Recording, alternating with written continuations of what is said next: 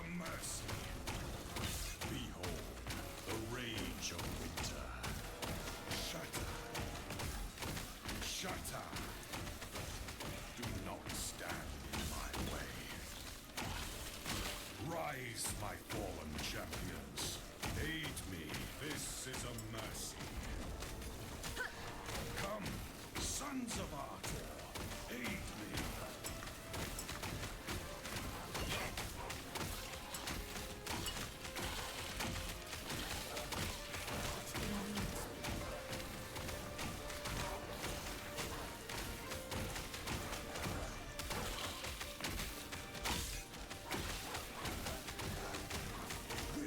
Is a mercy. Shatter. I did what I must to protect my people. Hereat was weak.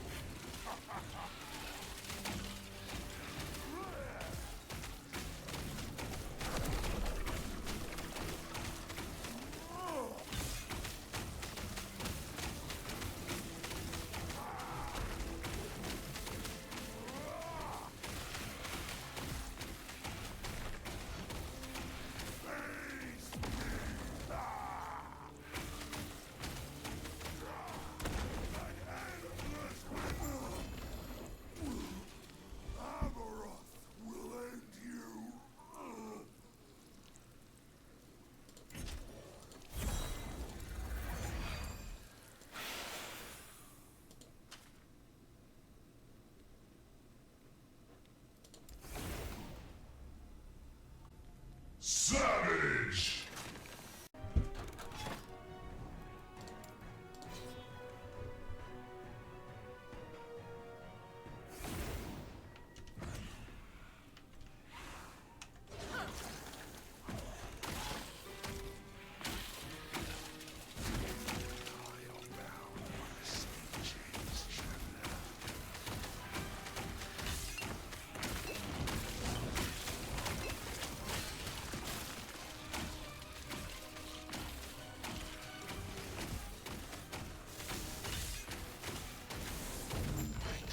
Return, but what's of yours?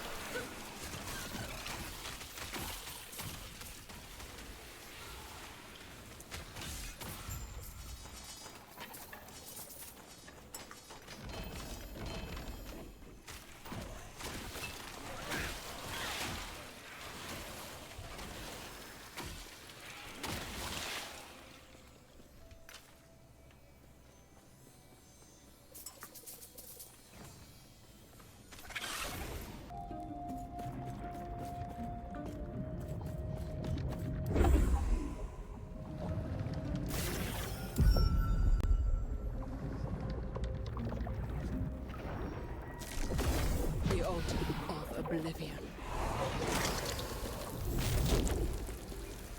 So, you finally returned to me, and with a guest. But first, prove yourselves worthy. Aberoth! Face us yourself!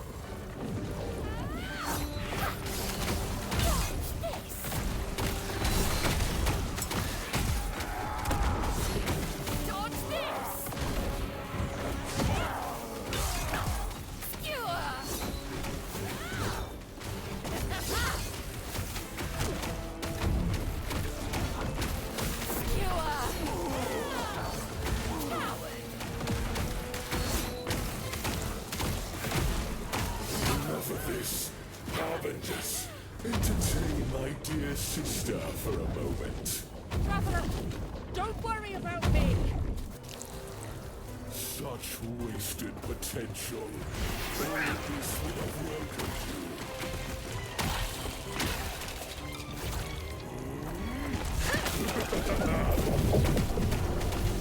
You fight for nothing.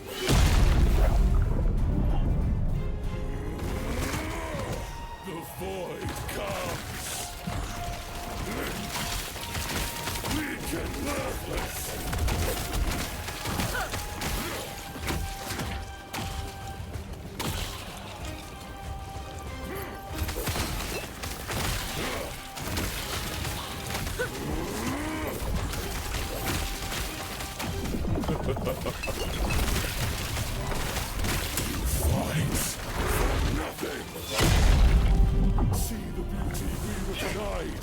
Terror turned her back on us.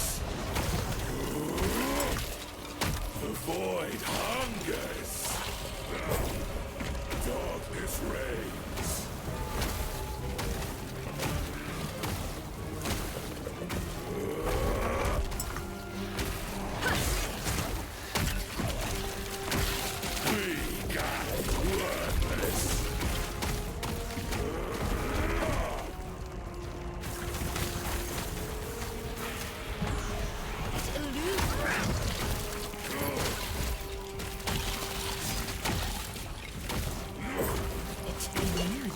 Weak and worthless.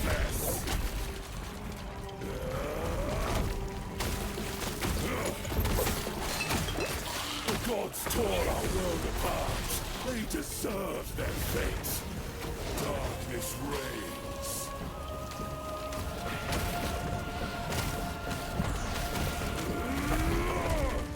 The void comes.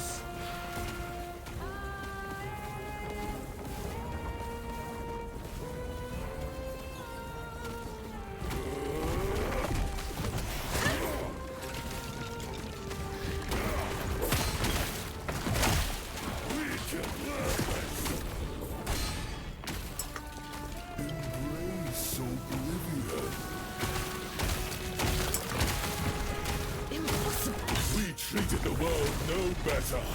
Death is our legacy. The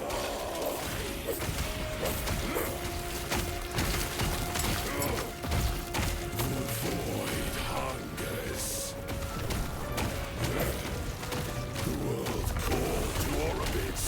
This is his answer. The void comes. Oh, will not save you.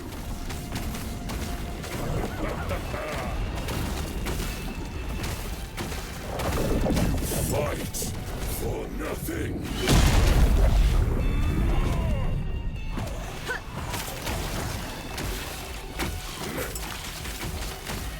Weak and worthless. What? No. Terrorist, help me.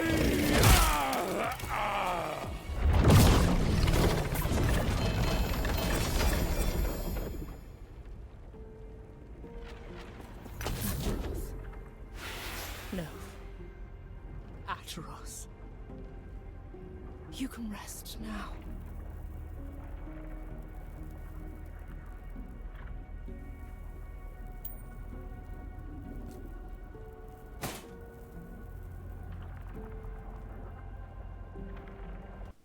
Yo, what's up people, it's your boy P, also known as Captain P67. We're here today for my Wraithlord One Above All God build. So as you can see in the clips, not only do we do over 500 corruption super easy and blasting, not only the bosses, the harbingers, we also blast and melt everything in the mono super quick as well. And as you could see with the Aberoth fight, it was a pretty easy fight, pretty smooth as well. So what we're going to do is, I'm going to go top to bottom, we'll go through the whole God build, everything included, and once we do come towards the end of the video, I will just go through the rotation, because there are a few misconceptions of how to use the Wraithlord, and some people find it a bit difficult to understand how to proc it exactly and make sure it works. But without further ado, let's get into the build real quick. So what we are going to get into is the gear. Now what I did was I made the build off, say, sort of like a budget build, so I didn't really include too many LP slammed items, and I used a base form to beat Aberoth with, and I did make this build within 24 hours, and then I have upgraded it since then and obviously beat him again and posted the video for the Aberoth fight as well. So first and foremost, what you want to get is the Wraithlord's Harbour, which is the helmet. Now included with the slam, I did actually get 25 health regen per second because we are running a low life build.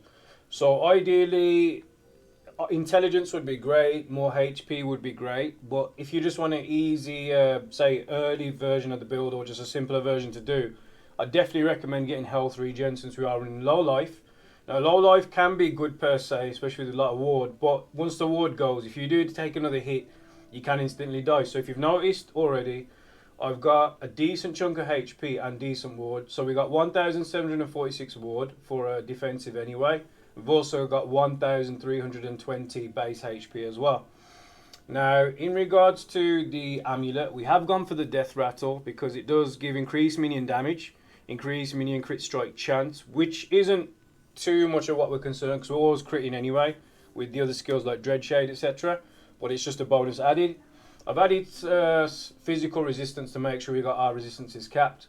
Now the good thing about this item is it gives you additional minion crit strike multiplier, so we are going to be critting all the time, guaranteed, with dread shade, and the multiplier is just so good. And we also are using intelligence to scale the ward as well, so the intelligence is beautiful. Now your minions take 24 increased damage, which might seem a bit of a hindrance, but we have got a lot of minion HP, and there's ways of getting that stacked up, so don't worry too much about that. And if you did watch the video, my Wraith did actually tank Aberoth is super Kamehameha beam as well, and just took the whole thing like a champ and still remained alive. And the longer you can keep your Wraithlord active, alive, while he's got the buffs, even better, so don't worry too much about that. But then what's also great about it is regain 30 health on minion death. So since this build is kind of unique in regards to a Wraithlord, it's not just the Wraithlord we're relying on. We have volatile zombies, we have parasites, we have vanguards, we have extras, include bone minions included with the build as well. So we've always got minions available for us, we've always got skills available to do extras, and it kind of protects you, keeps you alive, as well as doing mega damage. I'll probably cover this in a second, but in regards to the chest piece, the main things you do want to get is summon 4 to Wraith, possibly this is a tier 7, so if you can get +4, that's obviously the best, but even like a tier 3 is possible, even a tier 2 is possible as well. We've gone for increased minion health, fire resistance, and increased health as well.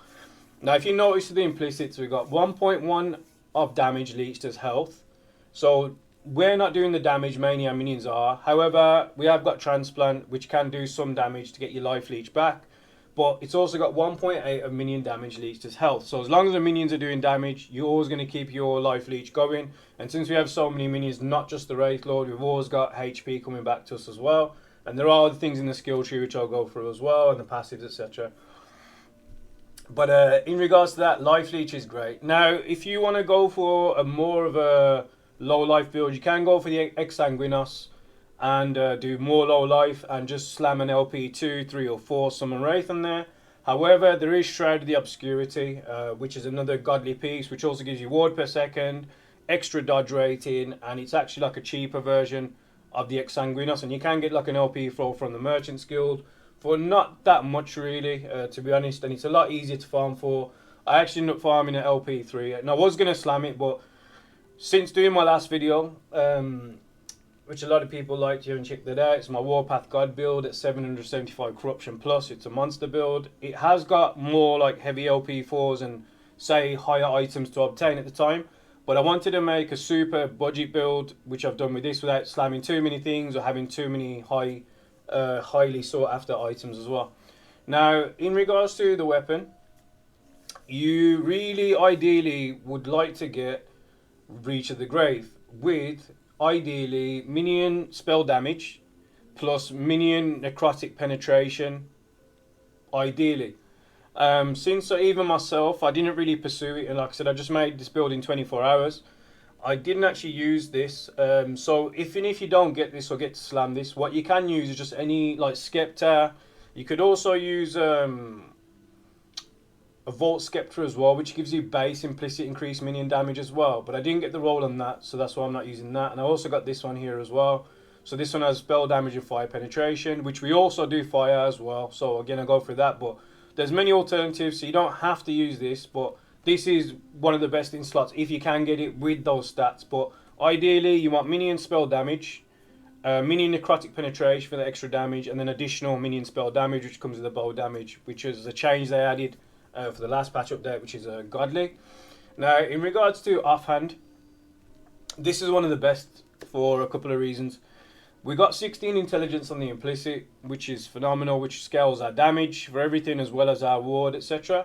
But it also comes with increased minion damage off base, increased minion health off base as well. Now, I ended up getting a god roll for this because I also rolled minion damage on top of that, plus minion health again. Necrotic resistance, elemental resistance. The critical strike chance isn't as important because we're not critted. It's mainly off our minions. However, anything additional with Transplant can do a bit more damage anyway. Now, in regards to the rings, these rings aren't the most difficult to get, but they are pretty much perfect for what we need. So if you noticed where the implicit say increase minion damage again, so we got more damage, more flat damage, more health. Keeps our other minions alive as well as our Wraithlord. The critical strike multiplier is pretty bonkers, and you can have up to 35.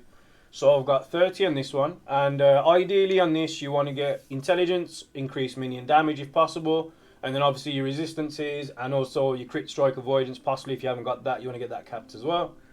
I'll just go over the other rings, pretty much the same thing. So 22 increased minion damage, 23% increased minion health, 27 minion crit strike multiplier. We've rolled intelligence in there, which again will scale and obviously better to have for everything. And we've also rolled increased minion damage and then the resistances again. Now I would say what's important, if you've noticed, I got increased healing effectiveness. So we want to keep our HP up because that would increase our ward since it was a low life. But again, I'll go through all the synergy and why we got that. But ideally, you want to get as much healing, increased healing effectiveness, especially if fighting Abroth, who can one-shot you in certain circumstances, and the higher corruption levels as well. Now, in regards to low life, you don't have to necessarily get anything else apart from the gloves, which is why I mentioned you could go Exsanguinos, or you could go Shroud of Obscurity for the low life, but I've just got it off the gloves alone. So with the gloves we've got void resistance, armor implicit, we got 16 intelligence, which I've gone over already, extra minion damage, which is great, fizz res again for your resistances, added some extra health on it, and then we've got 12% of current health loss per second, 12% of missing health gained as ward. So again, this will kind of knock your HP down, it will go down, and as this goes down you're going to get more ward. But because I got life regen, we got that perfect balance, so we're not getting one-shotted at low life, and we're not losing a lot of HP. So even if we lose our ward, we're not just getting hit by a little hit and then dying on top of that. So it's kind of a double defense, which I think is the perfect balance we got.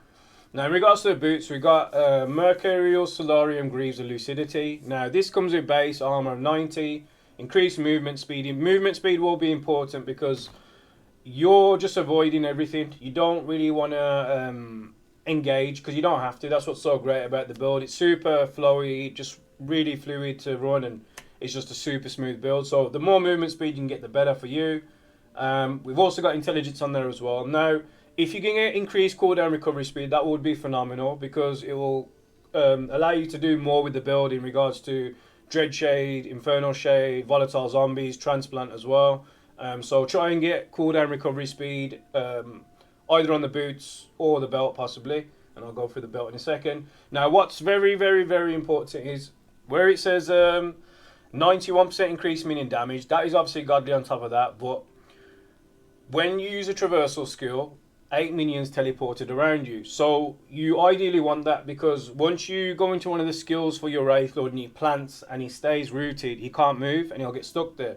But once you transplant, you can kind of initiate where you want to go and move in. But again, at the very end of the video, I'll go for everything just so you understand how it works, and I'll give you the most optimal way to run everything. Now, in regards to the belt, this is another great one we got. So I got increased minion flat damage, a chance to increase find potions, which is, again, synergizes with the next thing coming up. Great increase of health, so try and get health in there. And then dodge rating, again, would be important, because the higher corruption you run or the higher levels you go, you want to try and get as much dodge rating as possible. So even a little bit is helpful. And again, you can dodge some massive attacks, especially in the higher corruption. And your ideal thing is just to move out the way and dodge everything as well. So we got great movement speed, great dodge rating, or extra dodge rating just in case. Now, where it says 3 volatile zombies, some of them potion use, I've included with this build some other pretty cool stuff. So I've got CC for you, I've got extra damage, I've got extra ways of getting extra procs on damage as well for you. So basically you just pop a potion, we might have one here, and it summons volatile zombies. It's that simple. And then the transplant as well. But again, I'll go through all that with you at the end, so it's not too much info right now, and you'll fully understand how everything works towards the end of the video as well. And last but not least, we've got the Acolyte Relic. So in this, ideally you want as much intelligence as you can, but if you've noticed, I've got increased healing effectiveness, poison res, void res, and you get 1 to all your skills. So it's one of the best in slots for this, because you get extra 1 to every single skill, which will make a big difference. And then endurance as well. See, if you had a super low life build, endurance wouldn't even make any difference, because you wouldn't have the HP to cover it. But since we've got some HP, we've got extra endurance, more survivability. Now, the last part of this is very, very, very important. When a nearby enemy or ally dies, you gain ward 2 to 6% of its maximum health, 2-second cooldown. This actually scales with corruption. So the higher corruption you go, the enemies are obviously going to have more HP. You kill the higher enemies, you end up getting more wards. So if you noticed, either if you join the live streams, I literally made this in 24 hours, but I've ran out like a, say 6 to 12 hours on one stream and then 6 to 12 on the other stream. Every time we kill a minion in the higher corruption, we get a fat amount of wards. So sometimes I'm on 5,000 ward, sometimes we beat a boss, we have 25,000 ward. It does decay quickly, but even in the Aberoth fight, if you've noticed, after the first one of the bosses, we get a lot of ward as well. So it's really, really good, and it scales. So this can cover, as long as you can dodge, you can run whatever corruption you want. It's pretty much unlimited as long as you dodge. So that covers all the inventory, or the items and the gear first and foremost. Now what we'll do is we'll quickly go over to the idols, and I'll be as quick as I can, but try and explain anything from a new player's perspective, since a lot more players have been joining the stream and asked me to do more of a basic guide for them to start off with as well. So another thing is with this, since we haven't not running the exsanguinos, with that you can't die off bleed damage, but with certain procs like bleed and other ailments, 6% less damage over time taken, so that's a damage reduction. However, because we got life leech, we also inflict plague on hit. So plague is poison damage over time, and it spreads, and when you're running a lot of quick monos, you can have like 20 to 30 enemies on the screen, smaller ones, and as long as that's ticking, your HP is getting life leech because it synergizes with this, so that's pretty godly to have on there. The rest you ideally just want health, so as much health as you can to keep the HP up. And I've added lightning resistance to this one. We still want to make sure all our resistances are capped, which I have done, bar 1, which I'll explain, and crit strike avoidance is over 100% as well. So ward retention is really good as well, especially health, so we're double dipping on the defense. And then again, health regen is phenomenal, and also as much necrotic resistance, which I'll go through with you why you might want that as well. And then this is very, very important. This one for a 3 slot is probably the best in slot for like health. So as you can see, we get 9%, whereas if you get a smaller idol, you're going to get 5% flat. However, 7% chance to apply Mark for Death on hit. So what this does, it's a curse that applies. It lasts for 8 seconds, it can't stack, but it also reduces all resistances by 25%. So no matter what resistance they have, we reduce it by 25%. And with this particular build I've made, we hit him with Necrotic, we hit him with Slow, which isn't an attack, but yeah, just included. We hit him with Necrotic, we hit him with Damned, we hit him with Bleed, we hit him with Cold. So basically anything that has a resistance is reduced, and we basically do more with it. And then this one ideally is again one of the best in slot as well. So if you notice in the videos, I don't just have my Wraithlord, I have extra race on the screen. With this one, you have 52% chance. I think you can go up to 57. Okay, so you can get higher chance if you roll a better one, which is great. So you can chance to summon Wraith, to summon a Flame Wraith instead. So if you noticed with the Abrath fight, we got Flame Wraith, which can do more damage from across the map. However, if we end up resing a physical one, that's good as well, because we've got all that covered. But it's kind of better to have a Flame Wraith with you additionally, so you can do more damage across the screen, quicker damage in general, rather than your minion have to physically go over and attack. And we've also got 25% ward retention, but you can get up to 28 if you get lucky. So if you get a double on that, then use that instead, and that'll be a lot better and ideal for you. Now, that's the idols covered as well. So we've gone through the gear, we've gone through the idols. Let's go through the blessings real quick, and I'll go through some other stuff with you as well. Now, in regards to the blessings, whether you're on Merchant's Guild or not, I do prefer Merchant's Guild personally, but use Circle of Fortune, whatever you feel comfortable with. Everyone plays different. But ideally, if you can get gold drop, you're going to get more gold. I'm sitting on like 48 million right now. I spent a few million here and there, but we're back to 48 now, so we're good. And next blessings, this doesn't really matter too much, but I've gone for increased ring drop rate. Since you want to use the rings, get those ideal rings, you can get more drop rate here. Even if you want to just get like increased unique drop rate, you can just make more money by selling those. But for the blessings on this one, the Black Sun, you really want to get this one. So we get 17 ward gained on kill. So every time we get a kill, we're going to get more ward. Plus the decay threshold is higher as well, meaning more survivability. That's why we got 1746 with this. So that keeps that stable. This is a 1 rate drop. So again, whether you're using Scepter or Wand, whatever you want, you can use this to get 87 increased. So this can go up to 90, so you can go for that preferably. Now, this is kind of ideal, which is I recommended, the health regen itself. So as I mentioned before, we are running low life, but to counteract it, you can get this Lagan blessing. Ideally, I did go to like 140, the health regen, and it wasn't as good. So the actual flat health regen isn't as important. So even if you get like the lowest 12, which I've got here, as long as the health regen is 170 and above, it's a lot better. So try and aim for that. And as for you, we've already got health regen in the helmet anyway, so you ideally want to slam for that as well. This one again, just use whatever you want. I've just got increased relic drop shard rate. Now, crit strike avoidance, we have got 100%. So this paired with this is very important itself. So make sure you get your crit strike avoidance 100% capped. It's a lot better for you. Again, this is negligible. You can use whatever you wish. And then this one, for the Age of Winter, it can go up to 55. So I did run it a few times, and we finally did get 43. But I'd recommend anything 40 and above, because you do want to make sure you can tank a hit or two. And again, if you watch that Abrath fight, you've noticed I tanked not only Shuriken, we did survive it because of the increased armor. We also tanked one of his flat AoE beams, which can one-shot you sometimes as well. So that increased armor will help out. Now, last but not least, we have gone for flat damage of minion, which is godly, just 2 off the max roll. You could go for like dodge rate and extras, but I want to ideally pump out the maximum damage with the maximum defense. And me personally, I just recommend going for minion damage, because the higher corruption you go, the quicker you can kill them, the less chance you got of dying yourself, so it's a lot better for you. But again, build how you want to build, and just have fun and just experiment what works best for you in your build as well. One thing I quickly wanted to go over as well, which I didn't, whereas I mentioned some of these items might seem a bit higher.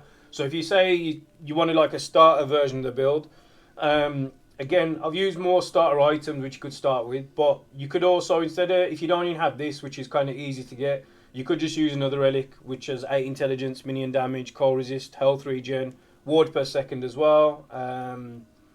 And the same with the idols. You could use lesser idols, damned and hit, physical damage, anything that's not there, and other items as well. And also the amulet, if for example you don't have the death rattle straight away, or you find it hard to get a good death rattle roll, you could use one of these as well. Which I originally used to be Aberoth originally. So this is another great one. Minion damage, crit strike, flat minion damage also. Fizz res also. So that's the blessings for you. I'm going to quickly go over the skills. Now, if the camera is in the way, I'll remove the camera. But if it's not, then we are good to go. Right, so I think with Volatile Zombies we're good. So I won't move it yet, but if it does get in the way, I'll move it for you. Now, like I said before, I've added a couple more extras in there for you to add more like survivability, CC, which is crowd control, and make the build a whole lot better and more smooth to run for every situation. So with some Volatile Zombie, we got explosion damage in a large area, which is just great, just normal. You know, you pop your minions, they explode, do damage. This one, you are healed for a portion of zombies' maximum health when they explode. So if you notice, we've got a lot of maximum zombie HP, which gives our HP higher as well. But we also convert that to ward. So Necromantic Fervor now grants ward rather than health. The amount of ward gained is not affected by increased healing effectiveness. So if, for example, we pop this, and then once they probably last a while, but once they do explode, we'll actually get HP back as well, which is ideal. And then on top of all of that, we've got summoning speed, we've got increased stun chance. This means we've got more zombies coming out, and this is a specific reason, which I'll go through the rotation while we've got it. And then once the zombies come out, they also bring out parasites. And then this does more hit damage to boss and rare enemies. But what's awesome about this is as well, we have a kill threshold. So if an enemy reaches the threshold of 16% on the HP bar, you pop Volatile Zombies, they instantly die. And that's it, it's game over for them. And it's ideally perfect to level up with. So when you're first starting out, you want to level up the build. To start off with the build, go Volatile Zombies, get this one as quick as you can, put it in the grave. You kill things a lot quicker, you level up a lot quicker. It's probably one of the easier builds to level up, since this is so good in the game and it scales to any HP at 16. Now, this is another thing we've added as well. Since we are doing necrotic damage and necrotic penetration more than anything, I did convert the zombies to necrotic for that reason, which is amazing, does more damage overall. And now where I mentioned CC and crowd control, we also fear enemies. So you can fear enemies once, but we can also fear them for 1 second. So even if you are in a certain area, this also works on Aberoth and any other boss as well. If you are in a situation where you're about to get one-shotted to die, you can proc your Volatile Zombies. Your crowd control will hit any enemies around the map. You'll proc them for a second, they'll turn around and face the other way. XR mages, anybody. Then you can do damage, you can one-shot them, or you can proc your Dread Shade and Infernal Shade as well. Now, where I mentioned the idol, that 7% chance to get marked for death on there, I've actually added it so you got guaranteed mark for death. So, ideally, for example, if your minions have died and you haven't got the chance to get your minions out available, you can literally put Volatile Zombies, you hit them for mark for death, you'll fear them, you can bring out your cast your zombies, cast your Dread Shade, do the damage, and it's kind of perfect. Now, we've also added this, so it does more damage with the zombies itself. This isn't as much, but yeah, zombies have increased movement speed, so they can attack their targets quicker. But this is another one which is super dope. So the explosion deals more damage in the area. When a zombie dies, it creates a skeletal vanguard. So whereas I mentioned, we've always got minions on the screen, and anytime a minion dies, we get HP. And also, all of these feed the Wraith. So no matter what we're doing, we're always feeding the Wraith. Like, feed me Seymour, but he's unlimited fed, so he's always doing damage, basically. So this is another thing you can use as well, which is amazing. Now, in regards to Transplant, Transplant is an amazing skill for a couple of reasons. But I've done this meticulously, so it kind of covers everything for you again. If we start from here, first of all, we got the cooldown recovery speed. And whereas I mentioned the cooldown recovery speed on the boots or the belt, if you can possibly get it, ours is 3.6 seconds. So every few seconds we can dodge, we can move. And going back to the Aberoth fight, for instance, if you noticed, I used Transplant to dodge one of his AoEs. We took the little bit of brunt of the attack, but because we used Transplant, we didn't take the full brunt of the force, hence why we survived. But it's definitely ideal, and as quick as you can get it, the better. Now, what we've got here is the cast speed and the cooldown recovery speed included. Now, this is very, very important. Anemia. So when you transplant, you will lose HP. However, you want ideally 3, not less, because if you are running low life and you transplant, you're going to lose even more HP. And if you take a big hit, you're going to lose your ward, you're going to instantly die. So with 3, it doesn't sacrifice as much HP. So even if you transplant, you're still going to have HP, even if you get hit with a big attack from ward, and its survivability is just so much better. So make sure you get at least 3 in there. Now, bone armor is another adult one. So whenever you use transplant, you're granted bone armor for 4 seconds, which causes you to take less damage, more survivability, more armor itself. And apostasy will give you bone armor duration, which lasts a lot longer. And also I mentioned another minion, which is super dope. So leave behind a bone minion, which is temporary melee minion, which again scales with everything. And when you use transplant. So when we are using transplant, again, look, we have another minion there. So again, can feed the Wraithlord, and this is part of the rotation, which I mentioned. If you've noticed, we've got Vanguards there as well, which is amazing. So that's that side of it. However, on this side of things, transplant detonations leave a pool of blood for 3 seconds, and it slows enemies, so we've got more CC included. This also gives you haste and frenzy. So the frenzy is not as important because we're not really attacking ourselves, but you can proc into it with the transplant if you still have the frenzy available. And also the haste though. So the haste is good for survivability and moving around. So we have the good base movement speed plus the haste on top. Now transplant creates an additional body that detonates. So we detonate on arrival, do some decent damage, 6,000 to 7,000 damage off base. But ideally, what we've also got in here is threshold. So if I mention the threshold for the volatile zombies is 16%, we also have an additional transplant which can do kill threshold of 15%. So if volatile zombies is on cooldown, which should be 8.1 seconds, if you don't have that available and you want to insta kill anyone and it scales to any minion, Aberoth, everybody included, then just transplant and they instantly die at 15% as well, which is ideal. Now, in regards to the Summon Wraith, where I mentioned you can get a +2, +3, +4, even a +1 still could be viable, especially when you're starting. I've propped this just meticulously so you can do that. But again, change the nodes if you want to and build how you want to build, what works for you.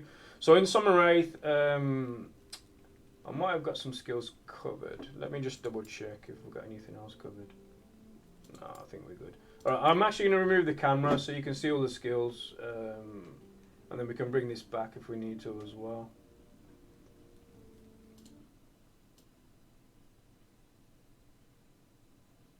And pow, alakazam. So yeah, in regards to the Summon Wraith, let's go left first.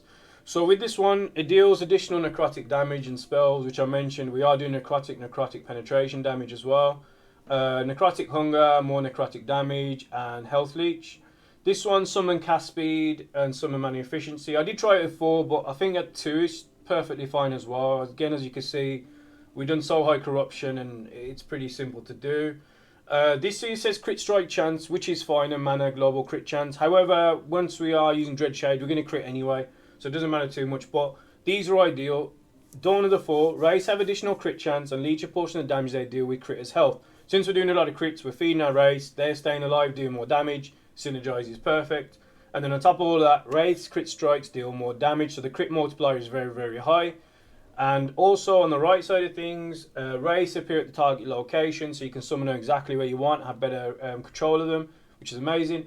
However, this is what I was talking about with the +2, 1, 3, 1, 2, 3, or 4. If, for example, you only get a summon +1 Wraith in the chest piece, you can just go 1 in here, or sorry, possibly 2, because you have to go to this part. But if you obviously get a 2, 3, or 4, the more health they've got, the more survivability, the more DPS they're going to do, because while you've buffed them, you want to stay as long as alive as you can. And like I said, if you watch the video again, my Wraith tanked the whole frigging Aberoth beam, and it tanks a lot of stuff in the whole game. And once we buff it, it stays alive, it does damage to them, and you don't have to worry about anything. I've also added some additional bleed because I've got extra points. Again, we're doing more ailments to them, they take more damage, and I've got a very high amount of increased damage over time as well. Now, this one's pretty dope as well. Wraith health's no longer delays, but you're only limited to 2 Wraiths. So we've got our main Wraith, and we've got 2 Wraiths additional on top of the main Wraithlord as well, which is dope. And then this one, very important. So Sequel at Avarice. Wraiths are larger, deal more damage, hitting a larger area. So we've got physical Wraiths, which can do the physical damage. We've also got melee area covered, and we've got damage, which is 180, plus the health is additional 90% as well. Now, in regards to Dreadshade, there's a reason why I mentioned we're always critting, which is, say, the left side of the tree. So we'll go down here first. So Lingering Doom, Dreadshade drains your minion health more slowly, affecting minions deal a necrotic with spell attack. So we do more necrotic damage for this, but we have reduced health decay. Now, Dreadshade grants the targeted minions significantly more damage, but Dreadshade no longer buffs other minions. So we can pretty much have it on the one, but we can't have it in the others. But this is the secret sauce for the crits. So, Egoism, the minion targeted by Dreadshade now always critically strikes, but Dreadshade now has a cooldown. So if you notice, it says 18-second cooldown, but we reduce it to 14.5 because of cooldown recovery speed. So it's quite quick, being honest. Once you fight, the Dreadshade does last potentially up to 40 seconds anyway. You can reapply it over and over when you want, but yeah, that's what it comes down to. And then where I mentioned Deadlock, well, I'm mentioning it now. Dreadshot roots now cause a targeted minion to taunt the enemies around it, so it will proc and plant itself in one place and it will taunt the enemies. However, because we've got the Transplant and Traversal skill and all those boots, when we move, it moves with us. Hence why we ran those monos so quick. And as long as you keep the Wraithlord buffed, you can just use Transplant and move it across the map and it'll stay buffed anyway, so it's kind of ideal. And then Blind Fury increases cast speed, attack speed, not really ideal for what we use, but again, we are using some physical rays, so attack speed can be godly. And it says crit strike -50, but again, that doesn't matter because we're guaranteed crits with Egoism, so that kind of negates that. So we're double dipping without like a deficit basically, which is phenomenal. And then of course we've got additional attack and a cast speed with Dying Coven. This side of things as well, we've got Dreadshade, which affects in a larger area. And then this one as well, Dreadshade grants increased effect of all its buffs for each missing health and minion health. So we will be proccing Infernal Shade, which does that, but it gives you extra basically 3% on top, which does even more. And then this one, Lone Watcher, Dreadshade no longer drains the health of the minion. It attached to lasts much longer, but you are limited to one active Dreadshade. So you ideally want to proc it. Increase the health drain from this tree instead. Increase damage taken by the minion. So no longer drains health, but the shade duration lasts longer, which I said is approximately 40 seconds. And we can only have one Dreadshade as well.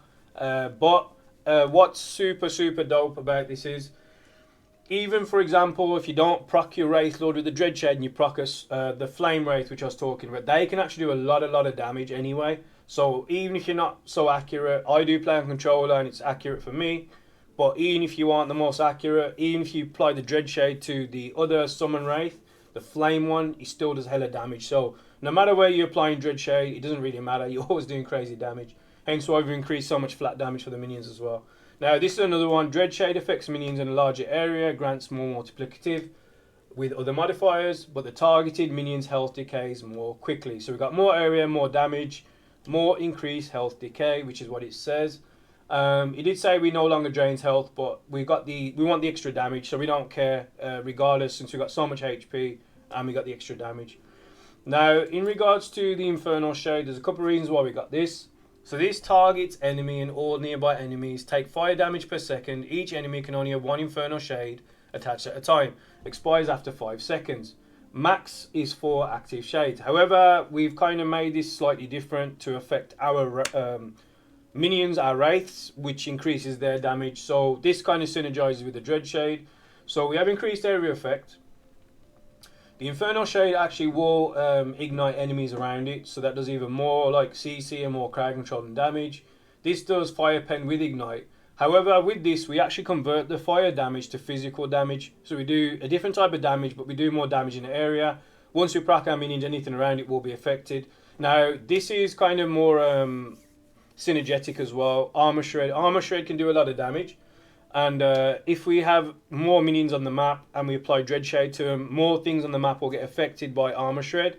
As well as if you have a minion or a Wraith, like I had mine next to Aberoth, he'll take damage from that as well, which allows you to do more damage overall. So Armor Shred is very important to do more damage in DPS. Now, this is what I meant. Devouring Flames, Infernal Shade can now attach to your minions, but your minions are also damaged by Infernal Shade. So all of that what I mentioned, we normally apply it to somebody else. We apply it to our minions. So our minions will be affected by it, but the AoE will affect everything else. And the reason why we do that is Infernal Shade damages higher amount. But when we attach it to our minions will increase. So Manic Pyre will give our minions movement speed increase, attack speed increase, and cast speed increase.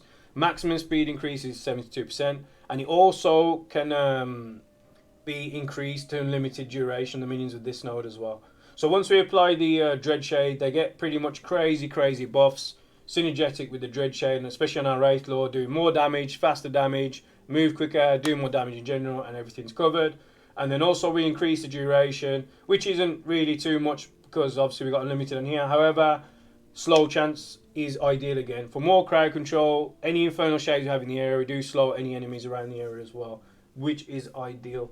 Now, last but not least, let's go over to the passives, and then I'll go through the rotation and how it all works. And that should be everything covered. I'll do a quick recap before we end, and we'll go through the stats as well. So first, tree of the Acolyte, which you have to proc 20 points in every build off your first part of your tree if you're new to the game. We actually put 21 in here. So intelligence scales with us. Necrotic again is very important, which I'll go through while we've got that. But intelligence is the ideal thing you want. We've also got extra vitality and increased minion health. So again, more HP for our minions. They last longer, do more damage, more DPS. Plus this gives us some more survivability and HP ourselves. We got increased minion attack speed and cast speed, which we've gone over anyway. Applies to player for 10 seconds on minion skill use. Again, not really too much for us, but we can use Transplant a little bit quicker as well. This one is very important. Whenever a nearby ally or minion dies, you have 10% chance to gain ward. So as I mentioned, we got other ways of getting ward. We got additional ways of getting ward with this on top, and you can have 13 on each one. This one is also ward retention, so we can keep that ward going. We have necrotic resistance, poison resistance as well, and then this one very important. Your minions have additional armor per character level. Since we're at level 100, you got 3, that's 300 right there, so that's extra armor for them. It's more survivability. I'll go for the Warlock first, and then we'll go for the Necromancer, which is the last part of the tree. This one, Chaos Flames, is great. So quickly, it says increase fire damage, ignite chance with fire skills, increase necrotic damage, damn chance with necrotic skills. However, if you look at the bottom note, applies to minions.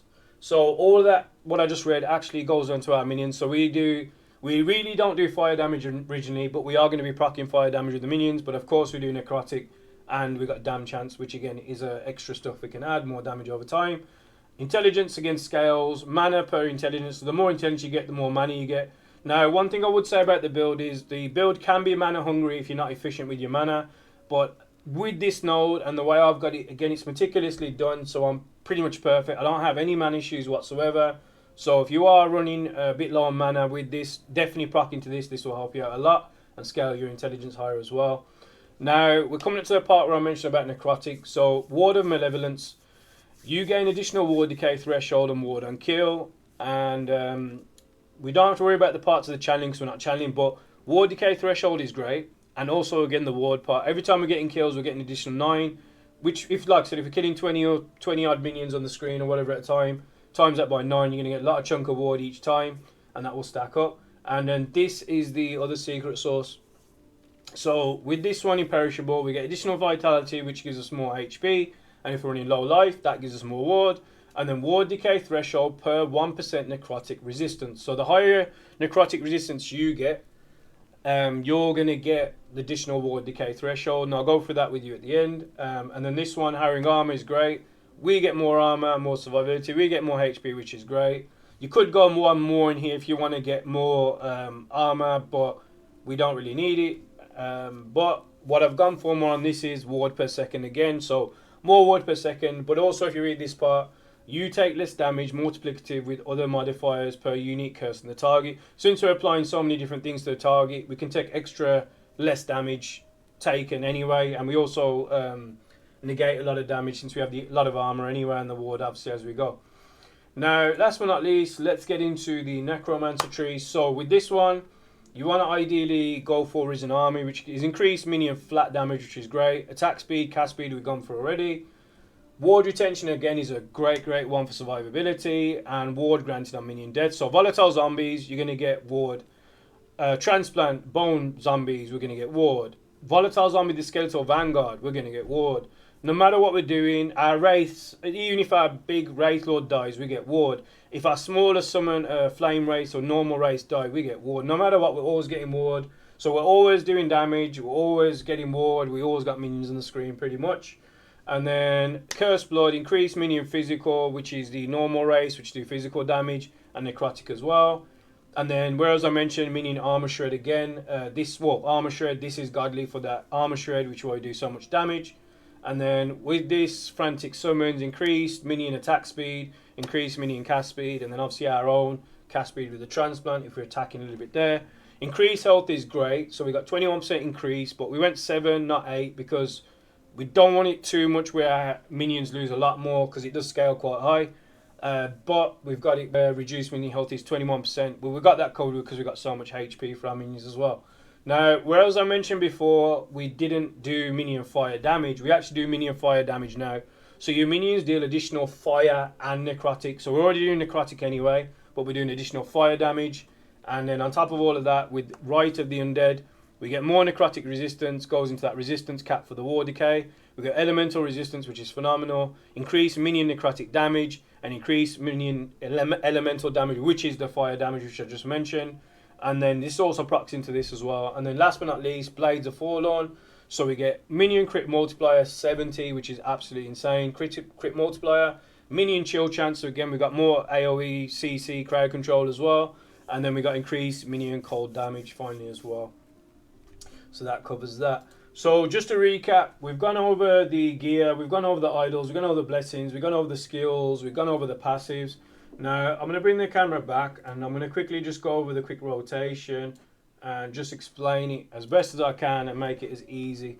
And it is super easy, there's nothing really to be confused about. So basically when you load in, all you do is any map, and you can do this before you load into a mono, before any boss fight, before any shades. Whatever your skill is set to your bar. So for me, for example,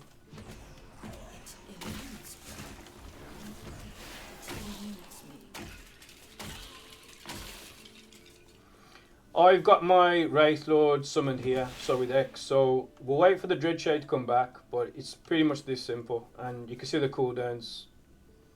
So all you want to do is just summon your Wraithlord, put your Dreadshade on them, put your Infernal Shade on them, and then feed them with the Volatile zombies. If it is bugged, they don't show, then you can just use a Transplant. But if you notice, he's eating the Infernal zombies now. So it's just literally as simple as that. So all you got to remember is just Res, Dreadshade, Infernal Shade, Volatile zombies to feed him, and then that's it. It's literally that simple. And then all you do is, because he's rooted, you just use your Transplant to put him the Wraithlord wherever you want them.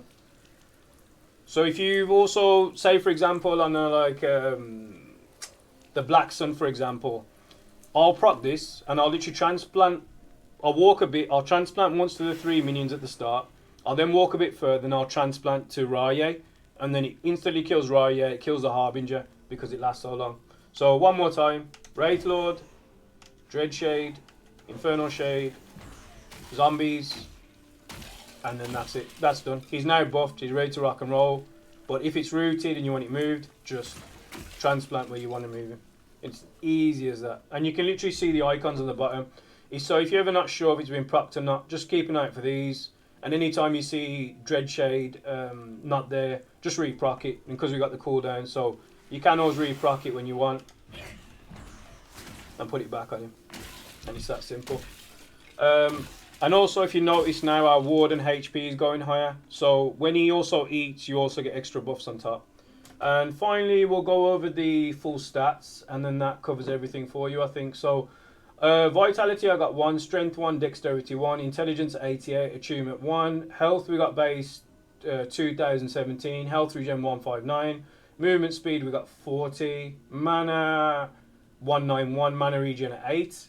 I don't think you can see these, but I can just tell you these anyway. We've got all the resistances capped. We got Fire 161, Lightning 78. Cold is the only resistance we don't have fully capped. We got it at 64, but I could change idols out.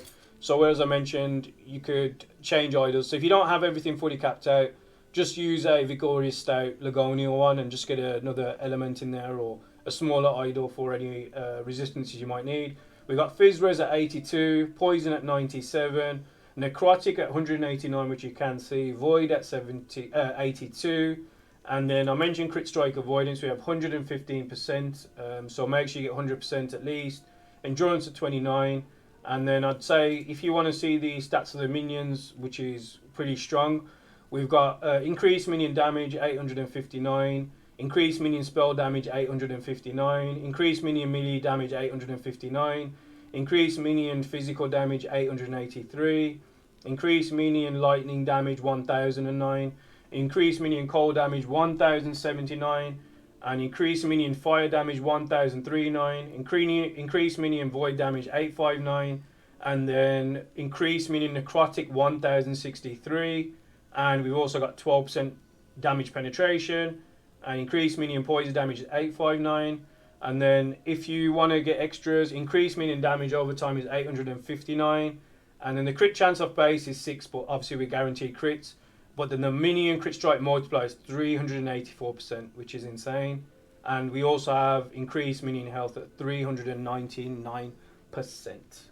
But there you go, folks. That is my Wraithlord One Above All God build for you. So if you did enjoy the content, make sure you like the video if you did. If you have any questions, let me know. I have covered everything top to bottom, but if I have missed anything you want covered more, let me know. I do stream on Twitch every day. I did release a Warpath God build 775 corruption a couple of weeks ago, which was a big hit. A lot of people liked it, so check that video out as well if you want.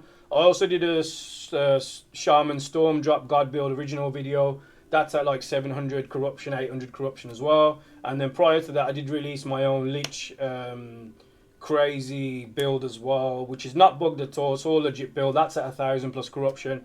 That can go to a few thousand. But those are all original builds I make. I make all my own original builds live on the stream, so you can join the stream. I have got a Forge Strike build as well. You might want to check out, which is insane. And then I'm going to be doing a Raising Strike build as well before launch. And then obviously launch, I got like several builds coming out as well. So links will be in the description below. Full build planner will be in the links in the description below as well.